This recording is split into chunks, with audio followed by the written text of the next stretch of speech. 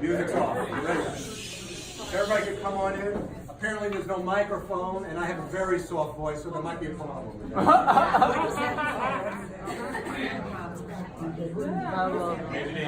Is everybody here who wants to be here who's supposed to be here? Wait for Peter. Where's Peter? He went to get one here. Peter's here? Okay, Peter's here. Great. Okay. Before I begin, I want to thank everyone for being here tonight. And You're welcome. please take a small token of my appreciation. If everyone will look under their seats, and there's some gifts being passed around. Dug into my inner overflow.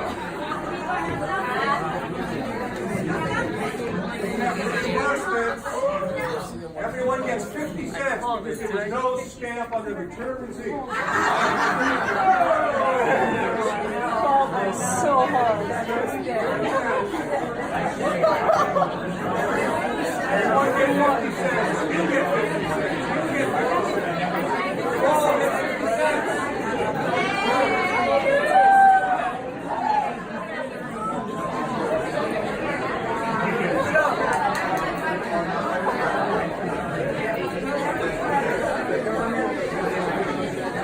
Alright, we need the whistle again. Everybody got their gifts?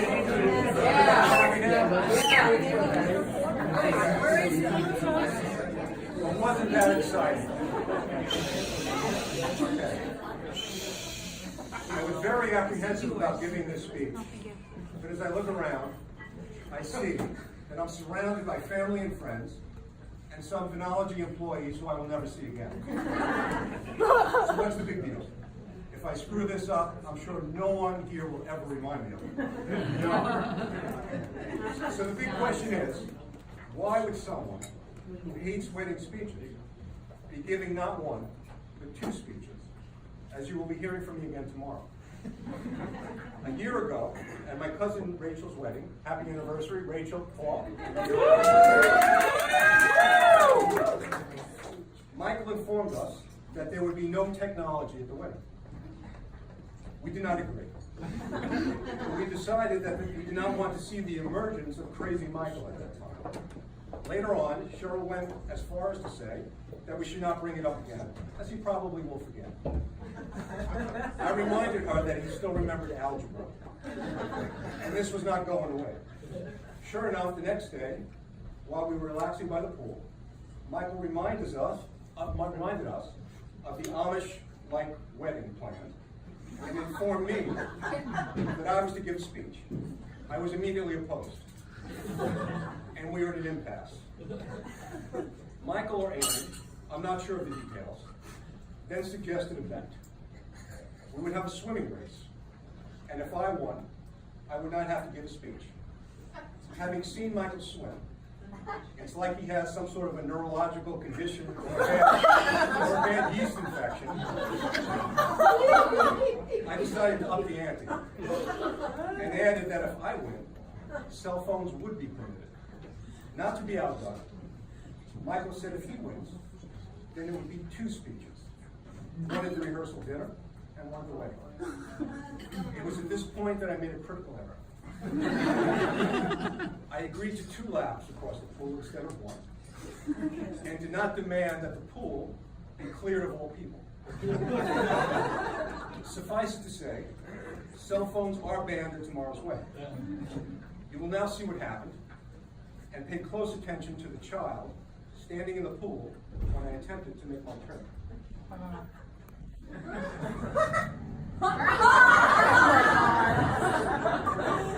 Ready? Set, go!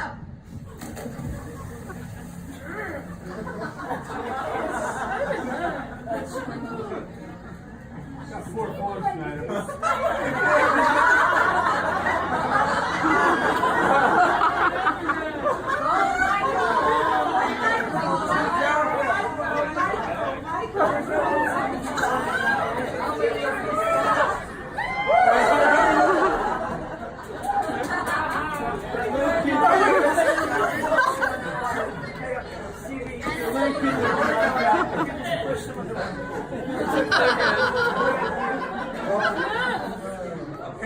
I swim like I have a neurological condition or a bad yeast infection. We should have gone bowling. Well, there it is. On a positive note, I think I look thin.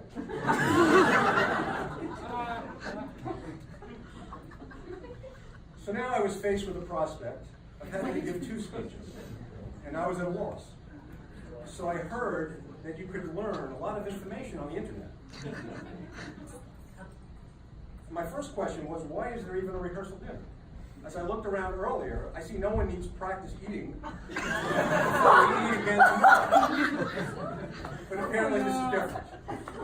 And the internet suggested that the best way to start a speech is with a joke. For all of you listening, the speech hasn't started yet. So who is better to provide a joke than America's favorite comedian? What the hell is that? Sorry, that's Gordon. Perhaps someday, Gordon will be America's favorite comedian. But now, it's Jerry Seinfeld.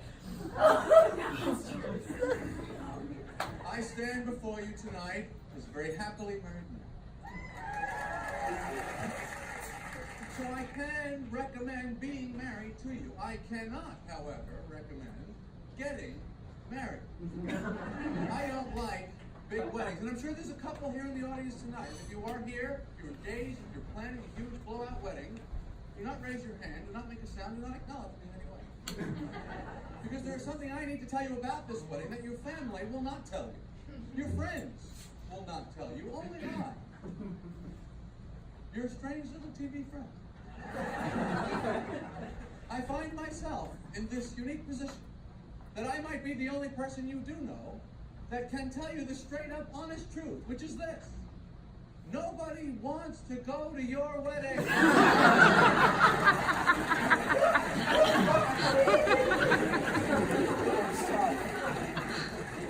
are not excited like you are. Most of us are getting these invitations and going, oh, it's on a Saturday. No, I don't want you to get the wrong impression. I don't want you to think we're not happy for you, because we all. We all. You two have met. You want to be together. You want to go off and do whatever you want to do in life. Just do it. Why is it necessary to ruin the day of 150 other people? Now, I agree with all of that. Except Mary and Holly, very excited.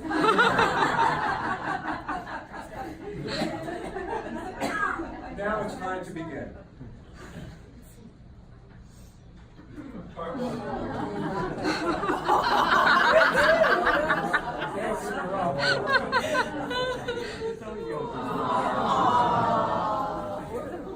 Michael at first was great.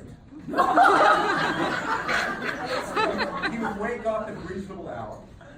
We would stick him in his playpen, throw a bunch of balls in there with him, or objects that look like balls, such as grapefruits, put on a continuous loop of Pinocchio, and we were all set. He would nap and go to sleep when we told him. He didn't say much. Well, actually, he didn't say anything, other than the word ball. Annie dropped him on his head once. We showed him a ball, and he said ball, so we knew there was no brain damage. Then he outgrew his crib, and it all went downhill rather quickly. He did eventually learn more words, and was quite advanced. When he was about 4, he did something that required punishing, and I told him to go to his room. He slammed his door, and I distinctly heard him call me an asshole. Now, I was at least 15 when I thought my father was an asshole. So I thought that was pretty impressive. Now, Michael was very cautious. He refused to get on a bus to camp because there were no seat belts and they wouldn't give him a helmet. He was also clever. He figured out my Disney scam pretty quickly. I would take him to a church carnival, and then go to the Disney store, buy him a hat with ears, and tell him we went to Disney World. He challenged me the 3rd time, telling me that he looked at the clock. And it took us 10 minutes to get here. And Disney is 3 hours away. This is not Disney World. So I was screwed. And we had to go to what I describe as the worst place on earth.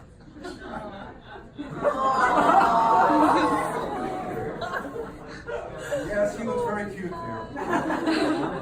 But little did we know that poor decision-making Michael would soon emerge.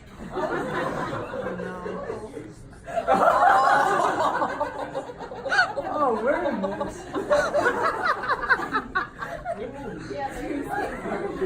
It was during this time period that Michael began teaching me many things. Some true, some what we like to refer to as Michael true facts. Now these true facts are what are normally referred to as false. But they are said with such conviction that even the most reasonable person would believe it. In fairness, there are anti-true facts, as the song Killer Queen has nothing to do with playing chess. There are shallow true facts, as socks washed inside out will in fact get clean. And even Steve true facts, as all planes do not fly the same route back and forth until they are old and grounded. But as this is about Michael, let's get back to Michael true facts. Now, we were once called into the principal's office. On a side note, this was the first time I saw the inside of the principal's office. Now, Michael was late for class, and his excuse was that he was chased by a ninja.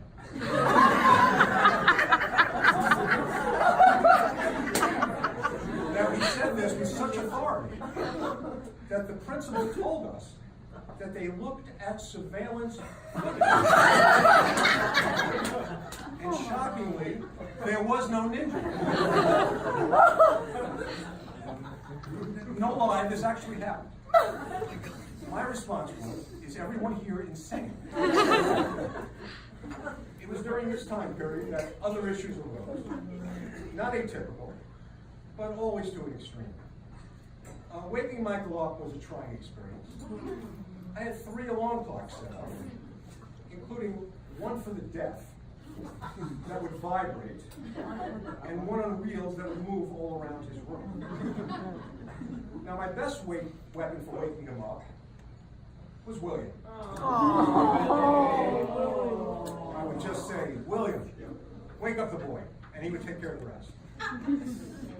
We decided that participating in sports would be good to teach Michael discipline and teamwork, and he played hockey. It was around this time that Michael asked us if he could play violin. And as we had excellent parenting skills, we said no. You're playing hockey. You can only do one activity at a time. The following year, he made the same request. And this time, we said no. But he was smart. And he ratted me out to my mother, who said, if he wants to play violin, get him violin lessons. Apparently my mother thought she would be some sort of violin virtuoso if someone by the name of Seymour Rockowitz didn't break her violin when she was big with a little girl. We subsequently enrolled him in his school's music program, and I'm not going to brag about his skills. He was awful.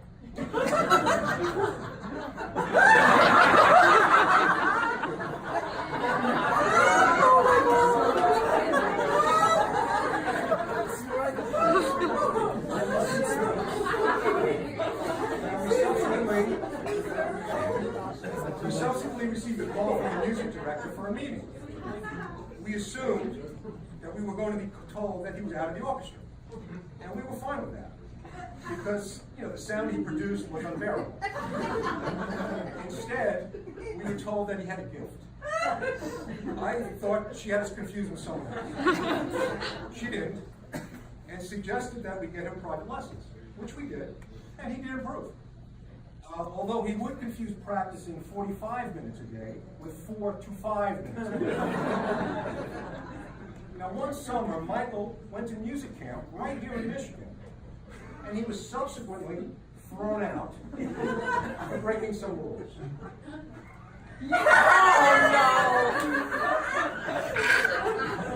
Now, I don't expect everybody to read that, but pay particular attention to number 3. I am acutely familiar with Michael's crazy eyes. And he stares you down. It's very disconcerting.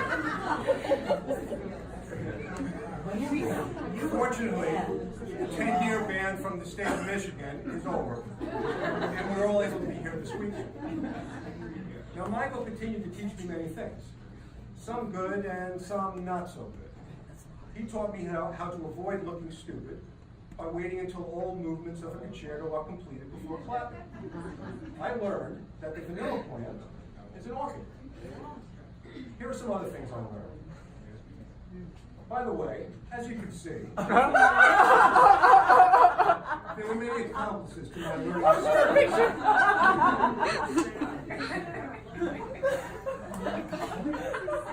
Now, never assume there's vitamin water in a bottle found in Michael's room that he forgot to take to a party. I actually took a huge swig of this and thought I was poisoned. And then realized the bottle of vodka from the freezer had disappeared. Words can be used to make a bomb.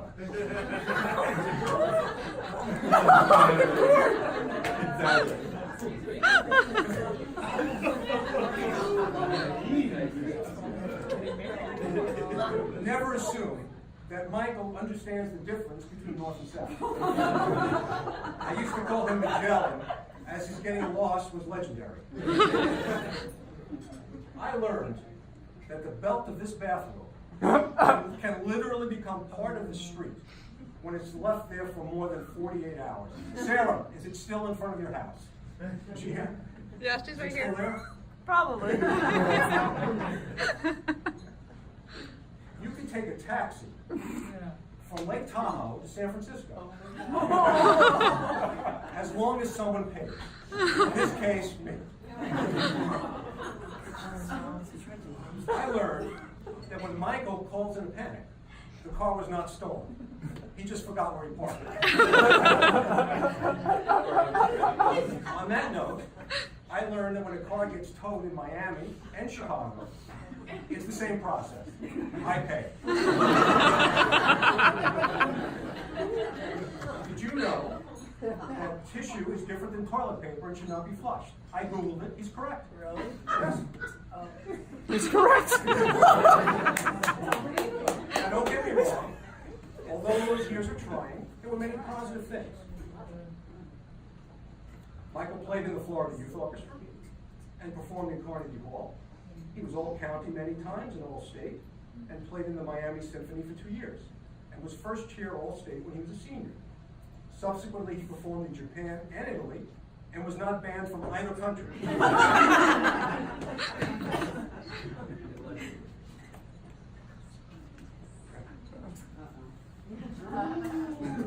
I will leave that up as long as possible, for obvious reasons. Nobody knows why I asked for a picture after he left the dentist.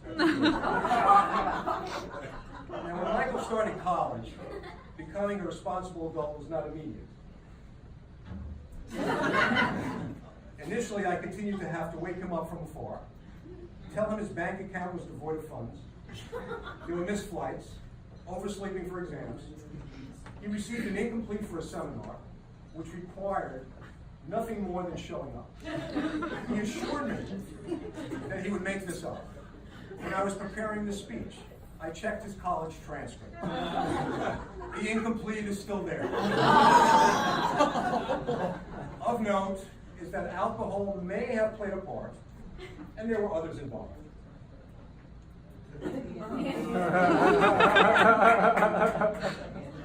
Now, Michael was never really organized. Oftentimes, he would knock on our door and say, "I've been thinking," and would tell us about some convoluted plan that would be impossible to do. When we questioned the logistics, his response was, "We'll work it out." There were, however, glimpses of the person Michael would become, and that was encouraging.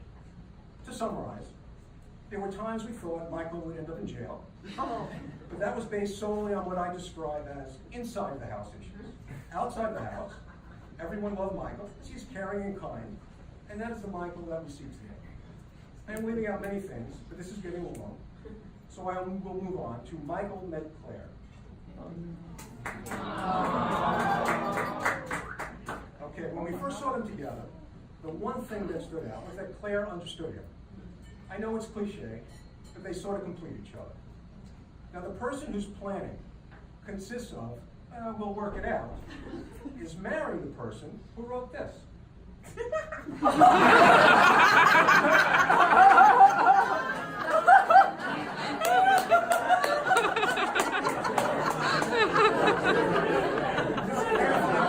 It's basically carefully planned every minute of our trip to Michigan last year. Now during the planning stages of this wedding, there was a discussion of a hashtag. I don't know what that means or what you do with it. But there was difficulty coming up with one. Here are some examples. I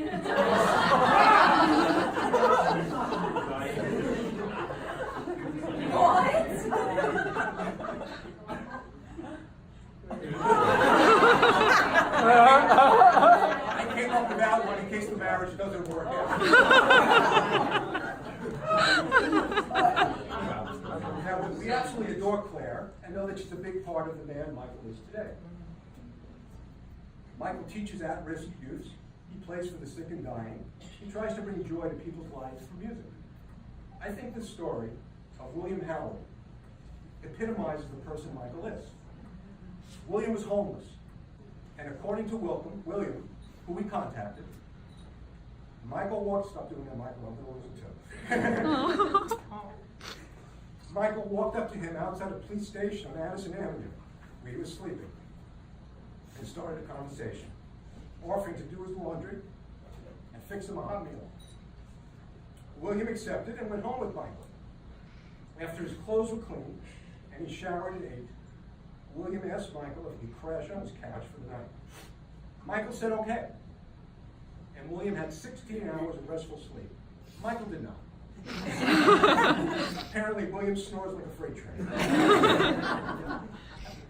With Michael's help as well as others, William turned his life around, is no longer homeless, and is gainfully employed. William said that Michael helped him set up and purchase business cards for his handyman company, and specifically stated that Michael is an exceptional human being, who I had the honor of meeting, and he chose to stop and talk to me. William wishes Michael and Claire nothing but the best, and stated that Michael is a man who has and shares true values with everyone he meets, and he is grateful for him walking into his life. I could go on, but if I had to endure this speech, I'd be miserable. Now, the internet said that a good way to end a speech is by singing a song. Relax, I will not be singing.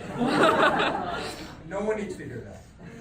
So here to sing a song that I would have sung if my voice would not have resulted in a mass suicide is Paul McCartney. Now when Paul says sing along, I expect the Fab Four, Peggy, Mary, Sugar, and Debbie, to join in. Everyone is welcome to participate.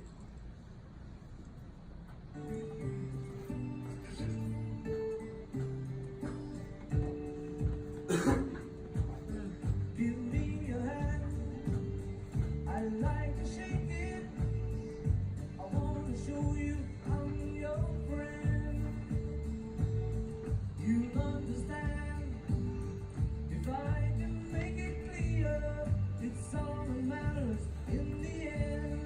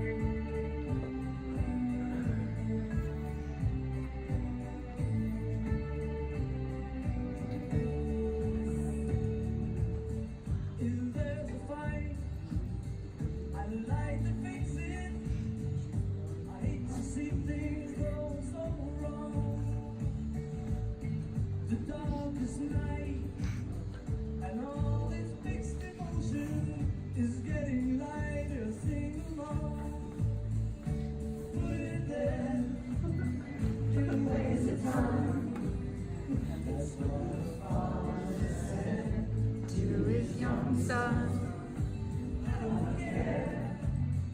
In the ways of time, as long as you and I are here, put it there.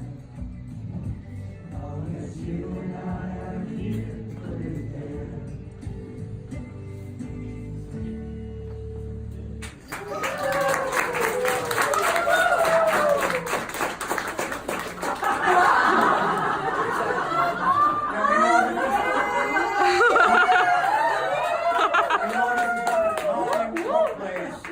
To discuss grandchildren, but Cheryl has yarn.